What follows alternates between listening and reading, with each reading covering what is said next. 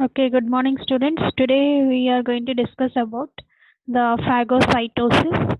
Okay, and if you see this phagocytosis, this can be defined as the process of engulfment of solid particles by the cell. Okay, that you will call it as phagocytosis. Clear this, you will also call it as cell eating. Clear what is this cell eating? The process of engulfment of solid particles by the cell, you will call it as a phagocytosis. Clear? And particularly the cell, okay, the cell you will call it as a phagocytes. Clear what is this phagocytosis? The process of engulfment of solid particles by the cell, you will call it as a, that is phagocytosis, and the cell you will call it as a phagocyte. See, mainly you are having two types of phagocytes. First one is two types of phagocytes you are having. The first one is polymorphonuclear neutrophils. Okay, see that you are going to be observed in case of acute inflammation. Okay, next you are having circulating monocytes. Next you are having circulating, okay, monocytes. The examples are the macrophages. See, mainly these are the examples for the phagocytes. See, that means, is that clear? The definition is process of engulfment of solid particles by the cell. You will call it as a phagocytosis.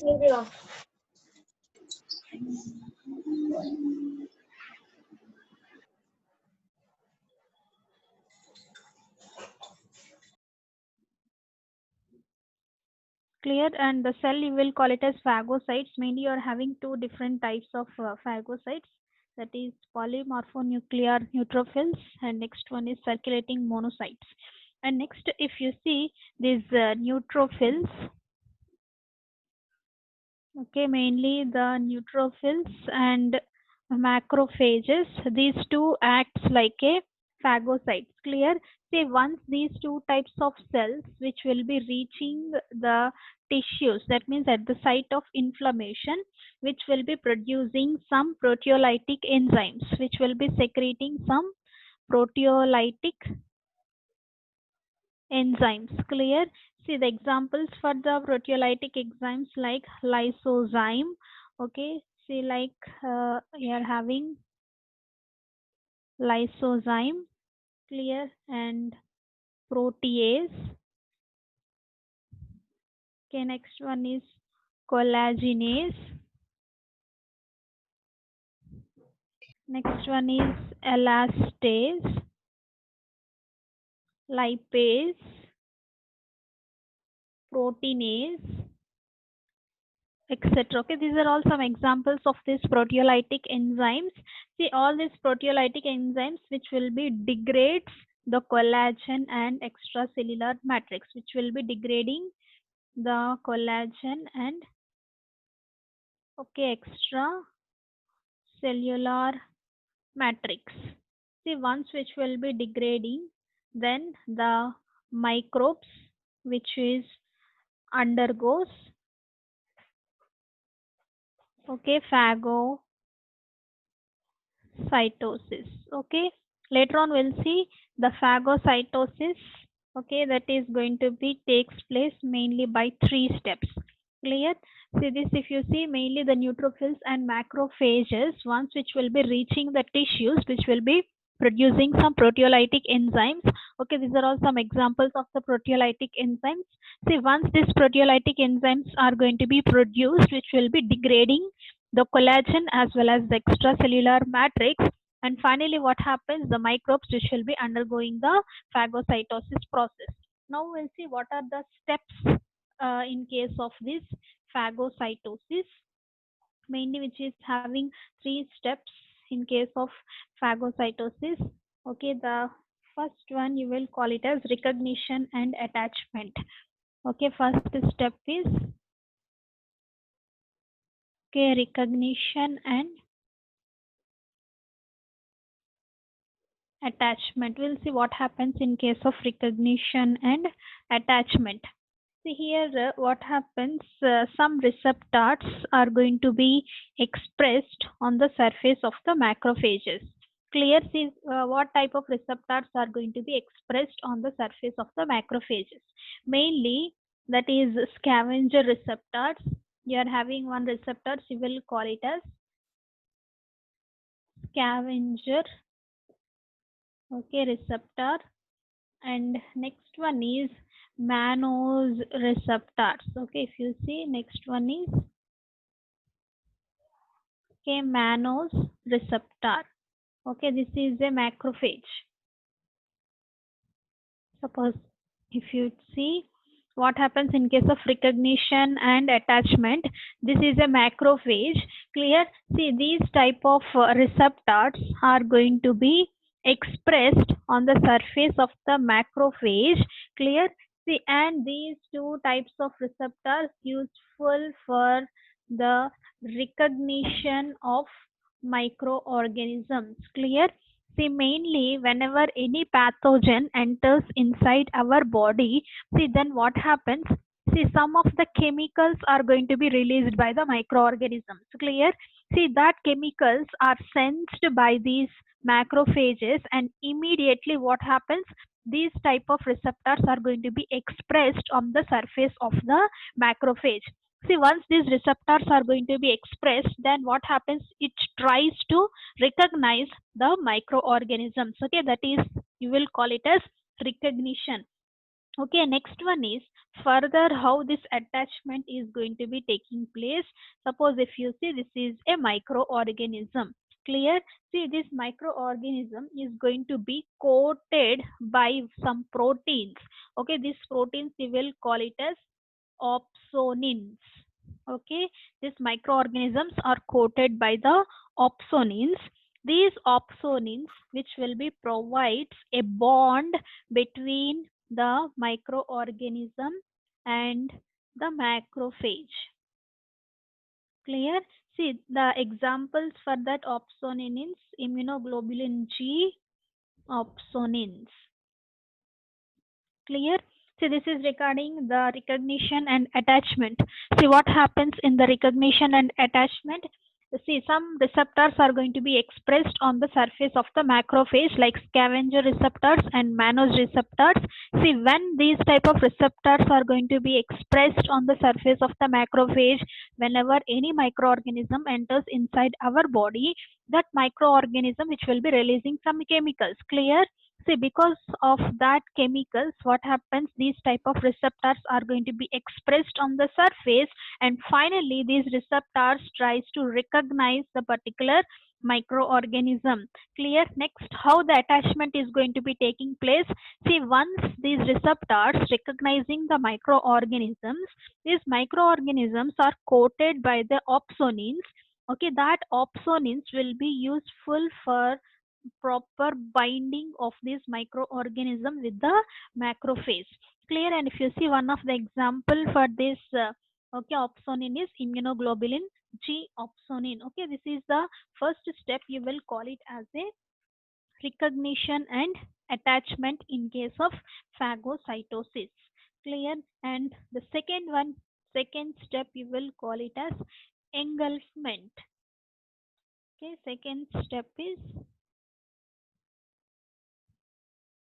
engulfment. Okay, see, what is this engulfment? See, once the opsonized particle, see what is meant by the opsonized particle?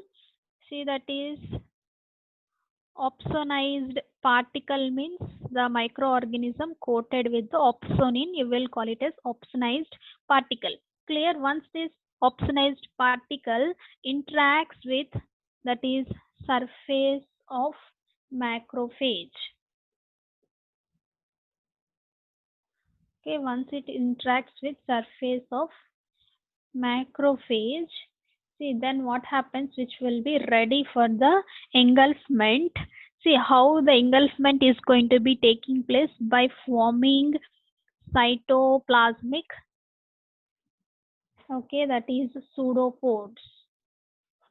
Cytoplasmic pseudopods around the particles. Clear? See, suppose if you see this is a macrophage. See, once this particle, okay, opsonized microorganisms which will be reaching or binding with the surface of the macrophage, then what happens? Which will be forming a cytoplasmic pseudopods, okay, like this. See, then what happens? This particle is going to be enters here. Clear? See, this you are going to be observed. Okay, this you will call it as a cytoplasmic pseudopods. Clear? This you will call it as cytoplasmic pseudopods around these particles. Clear?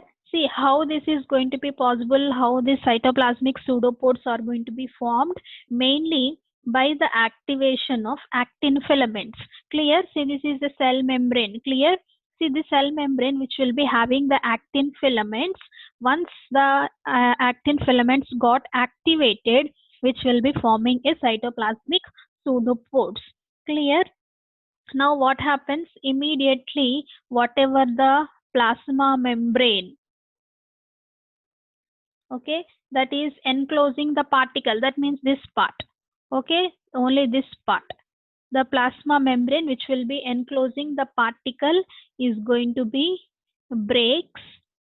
Clear? See, then what happens? Phagosome enters into the cytoplasm. Phagosome enters into cytoplasm. See, once the phagosome enters into the cytoplasm, that going to be reacts with one or more lysosomes and which will be forming a phagolysosome. Phagolysosome. Clear? See here, you remember what is meant by a phagosome. Phagosome, which is a opsonized particle along with the plasma membrane, okay, that you will call it as a phagosome. Clear? See, this phagosome once enters inside the cytoplasm, which will be reacts with one or more lysosomes and finally which will be forming a phagolysosome. Clear? So this is the second step, that is the engulfment. See, once the engulfment is going to be taking place, once the opsonized particle reacts with the surface of the macrophage, then which will be ready for the engulfment. Clear? By forming a cytoplasmic pseudopods around the particle. See how that cytoplasmic pseudopods are going to be forming by the activation of the actin filaments. Clear? Finally the plasma membrane, okay, which will be encoding this particle is going to be breaks. Clear? See, that means here, okay, there will be a breakage. So immediately what happens? This particle is going to be enters into the cytoplasm. Clear? See, once which will be enters into the cytoplasm, which reacts with one or more lysosomes, which will be forming a phagolysosome. Okay, and the third step is killing and degradation. See, that means once, okay, the particle enters inside the cytoplasm, then what happens? This macrophage has to kill that microorganism. Clear? The third one is killing and degradation. See, coming to this killing and degradation, see here what happens once the particle, see, once this is a microorganism, particle enters inside our body. See, this is going to be killed immediately by some molecules, okay, that you will call it as antibacterial substances. Okay, that is going to be killed by antibacterial substances, and finally that will be degraded by hydrolytic enzymes. Finally degraded by hydrolytic enzymes. Clear? Once the particle, that is microorganism particle that has been entered inside the macrophage, that are killed by the antibacterial substances and degraded by the hydrolytic enzymes. but this mechanism is going to be fails in case of the tuberculosis bacteria. Clear? See, generally for normal microorganisms, this is the process of killing and degradation, but this mechanism is going to be fails in case of the tuberculosis. Clear? So we will see some disposal of microorganisms, how the microorganisms are going to be undergoing the disposal process. So we'll see regarding the disposal of microorganisms. Clear? See, mainly by intracellular mechanisms and extracellular mechanisms. By two mechanisms, that is intracellular mechanisms. Next one is extracellular mechanisms. Okay, by these two mechanisms, the disposal of microorganisms is going to be taking place. First, we'll see what is this intracellular mechanisms. Okay, intracellular mechanisms, which is of again three types. Okay, the first one is oxidative bactericidal. Okay, that is oxidative bactericidal. Clear? And next one is oxidative bactericidal effect by lysosomal granules. By lysosomal granules. And the third one is non-oxidative bactericidal reactions. Okay, first one is oxidative bactericidal, that is mainly by the formation of oxygen free radicals. Okay, second one is oxidative bactericidal by lysosomal granules, and third one is non-oxidative reactions. Okay, first we'll see regarding what is that oxidative bactericidal by oxygen free radicals. Clear? See, generally what happens, whatever the phagocyte or the macrophage, if you see, that is going to be consuming, that is high amount of oxygen. Clear? See, that means consuming high amount of the oxygen. See, that high amount of the oxygen which will be converts, okay, into the superoxide. Clear? Which will be convert into superoxide with the help of one enzyme that you will call it as NADPH oxidase. Clear? See, whatever that macrophage which will be utilizing high amount of the oxygen for the degradation, see that high amount of the oxygen will be converted into the superoxide with the help of this NADPH and oxidase. Clear? See, now this oxidase will superoxide with the help of another enzyme, that is myeloperoxidase, which will be converts into H2O2. Okay, this H2O2 which is a having, that is bactericidal properties. Okay, which is having the bactericidal properties. See, clear? This is the first one, that is oxidative bactericidal by oxygen free radicals. Clear? See, no doubt whenever there is a formation of oxygen free radical which will be damaging the cell, but here, see, this is not useful, but the H2O2 which is having the bactericidal properties, this H2O2 which is going to be killing the microorganisms. Clear?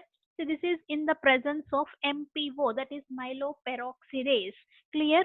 And next one is what happens, this H2O2, okay, this reacts with MPO and which will be forming another molecules, okay, that is HOCl, that is hypochlorous acid, in the presence of chlorine or in the presence of bromine or in the presence of iodine, which will be forming this hypochlorous acid.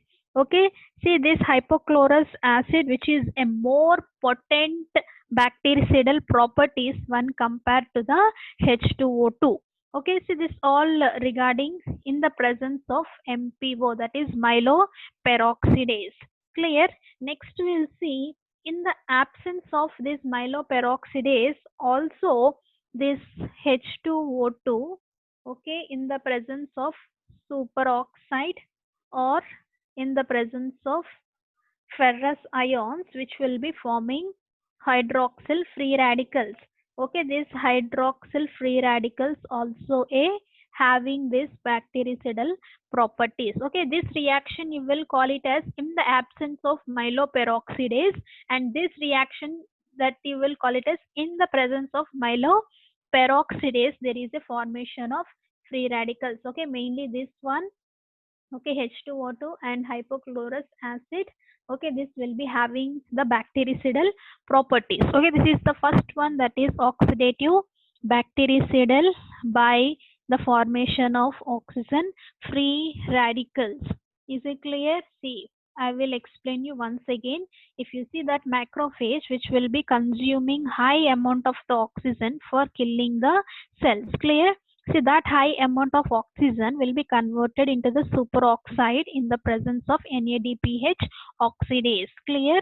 See, this superoxide in the presence of myeloperoxidase enzyme, which will be converted into H2O2, which is having a bactericidal properties. Clear? And not only that, this MPO can also react with this H2O2, and it converts into the hypochlorous acid in the presence of chlorine, bromine, or iodine.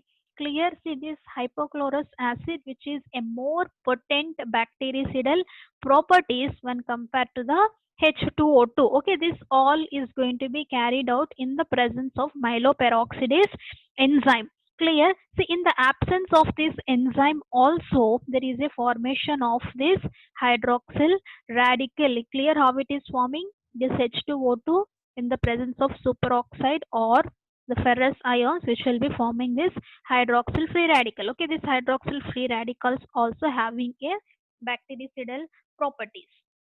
Clear? And next we'll see oxidative bactericidal by lysosomal granules.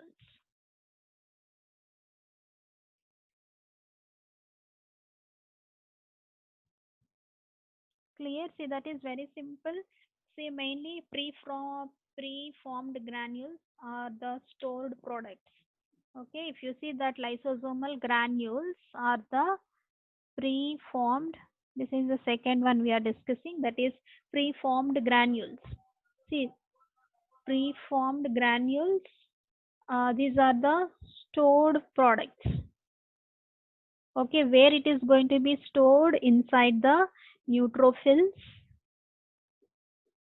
or macrophages. Okay, this is going to be preformed granules. That means already the granules will be stored inside the neutrophils or the macrophages. See, whenever there is any phagosome, we already discussed what is meant by this phagosome. See, once there is a phagosome inside the cell, immediately these granules are going to be released, which will be killing these type of phagosomes. Clear? See, that you will call it as a oxidative bactericidal by, that is lysosomal granules. Clear? And next one is non-oxidative.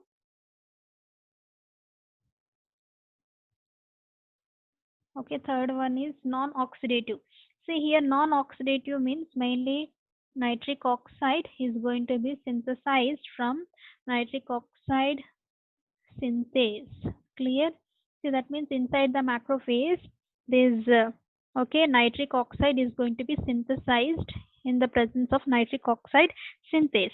Clear? See, mainly this is going to be produced by the endothelial cells and also the activated macrophages. Clear? See, that are going to be produced by endothelial cells and activated macrophages, and these nitric oxides are the potent microbial killing properties. Okay, which is a very potent, okay, microbial killing properties. Okay, this is regarding the non-oxidative. Okay, this on non-oxidative means here nitric oxide plays an important role as a microbial killing. Okay, that is synthesized in the presence of nitric oxide synthase, mainly in case of endothelial cells and in case of activated macrophages. Clear? So this is regarding all about the intracellular disposal of microorganisms. Okay, next coming to the extracellular disposal of these microorganisms. In this extracellular disposal, the example is granules. Okay, and if you see these granules, okay, that is the degranulation is going to be taking place in case of neutrophils and macrophages. Suppose if you see you are having neutrophils and macrophages, clear? See, then what happens from this, the granules are going to be released outside the cell. Granules are released outside the cell. See, outside the cell, which will be causing proteolysis. Clear? That means extracellular means outside the cell. Clear? See, generally, previously we had seen this is a macrophage. No doubt there will be a granules, preformed granules, I told you. Clear? See, that means whenever there is any phagosome enters inside our body, then what happens? These preformed granules will attack these kind of phagosomes. Clear? See, that you will call it as by lysosomal granules. But extracellular is what? These granules will be released outside. Outside, if there is any microorganism, then what happens? Which will be killing these kind of microorganisms, that you will call it as a extracellular disposal of microorganisms. Clear? See, that's all regarding the phagocytosis. Until now we have discussed, okay, that is we are discussing about only the acute inflammation. Clear? The vascular events we had seen, and we had seen the cellular events. Clear? In that cellular events also we are discussing regarding this phagocytosis. Clear? See, that's all students regarding all about the acute inflammation.